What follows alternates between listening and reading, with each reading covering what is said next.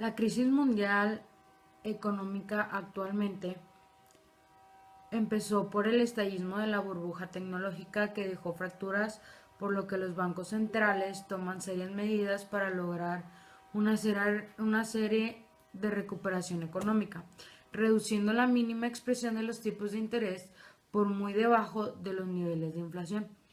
Este modo la Reserva Federal tuvo la iniciativa desde el 2002 al 2004.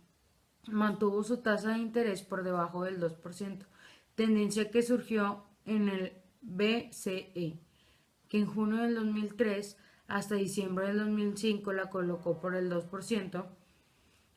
Esto a su vez que las instituciones financieras comenzaron a otorgar créditos que fueron adquiridos por los cuidados de todos los niveles sociales, que debido a la confianza económica y a las personas, las tasas de intereses que se manejaban fueron adquiridas sin temor alguno. Muchos de estos créditos hipotecarios podrían llamarse impagables o suprime, pues fueron asignados a usuarios que no probablemente podían convertirse en clientes morosos. Ante este panorama, la banca comenzó a preguntarse cómo mitigarían su riesgo cuando le prestaran dinero a alguien, porque los recursos que crea una especie de póliza de seguro llamaban permutura financiera de moras crediticias.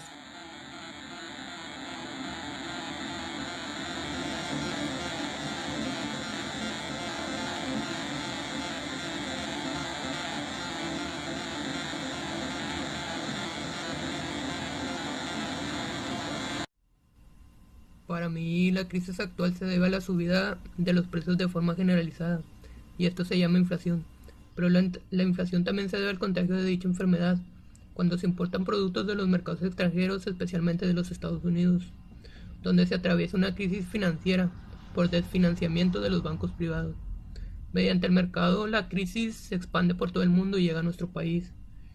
Cuando existe inflación significa que los precios suben desmedidamente y el gobierno tiene que actuar para controlar dicha inflación, ya sea subiendo el precio de la tasa de interés. Pero de cualquier manera, si la inflación persiste, se llega un momento que la producción se tiene que ver afectada, y es cuando se llega entonces a la recesión. Una de las cosas más sorprendentes, a mi modo de ver, es la forma en que las personas podemos afectar el sistema, como en el caso de crisis por especulación, que inherentemente podemos dañar tanto. Pero lo que no me extrañó fue el hecho de que las grandes potencias causen tanto daño al resto, aun sabiendo sobre los posibles daños como fue el caso de la crisis inmobiliaria en Estados Unidos.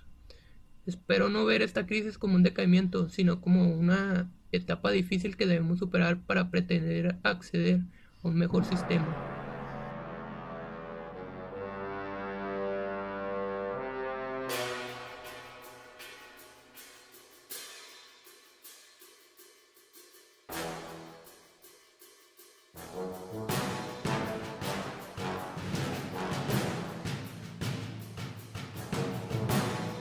La creación de la ONU hace 70 años, la crisis actual es la más complicada, indicó en una entrevista de televisión de Rochilla. Ban señaló que la crisis se enmarca en el contexto de varios conflictos regionales, al extremismo, el terrorismo, la pobreza y varias epidemias. El secretario general lamentó que aún no hay unidad sobre la solución de estos problemas, incluso entre los miembros permanentes del Consejo de Seguridad de la ONU. Reuters, Al-Bashar Islam, Rusia tacha de hipócrita la postura de Occidente respecto a Siria. A la vez, señaló que en cuanto haya solidaridad y entendimiento en estos problemas, se podrán definir las vías para resolverlos. Respecto a la situación de Siria, en particular, el futuro presidente Bashar Assad destacó que lo deben decidir los propios sirios. Agregó que se trata de un principio base de la democracia y de la Carta Magna de la ONU. Todas las cuestiones políticas y la organización deben solucionarse de acuerdo a la voluntad del pueblo expresada libremente, insistió. Según Ban, el líder de los estados deben aprender a gobernar con participación de todas las capas sociales. El secretario general atribuyó el auge del extremismo y el terrorismo al que se enfrenta Siria a los errores de las autoridades, la corrupción, la injusticia, la desigualdad y la pobreza.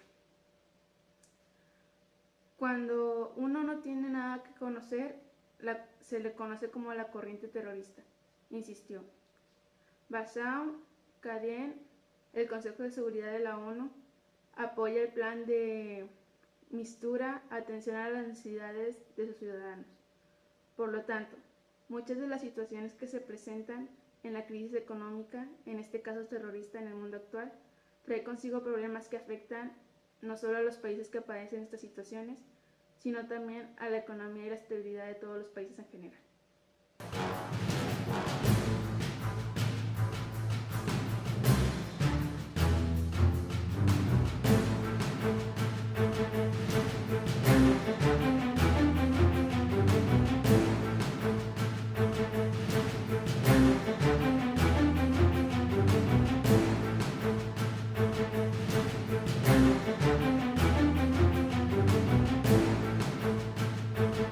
Hablaremos sobre la crisis mundial actual.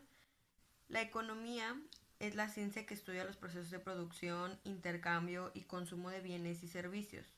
Una crisis, por otra parte, es un cambio brusco o una situación de escasez. Una crisis económica, por lo tanto, hace referencia a un periodo de escasez en la producción, comercialización y consumo de productos y servicios. La economía es cíclica, es decir, combina etapas de expansión con fases de contracción. Estas fluctuaciones sucesivas se conocen como ciclo económico. Esta crisis nos abre una gran oportunidad de ampliar el multilateralismo y profundizar los lazos de cooperación e integración regional en América Latina. Así como decíamos al comienzo que de esta crisis nadie se salva solo, podemos afirmar que en América Latina ningún país se va a desarrollar solo y por su cuenta, al margen de los demás.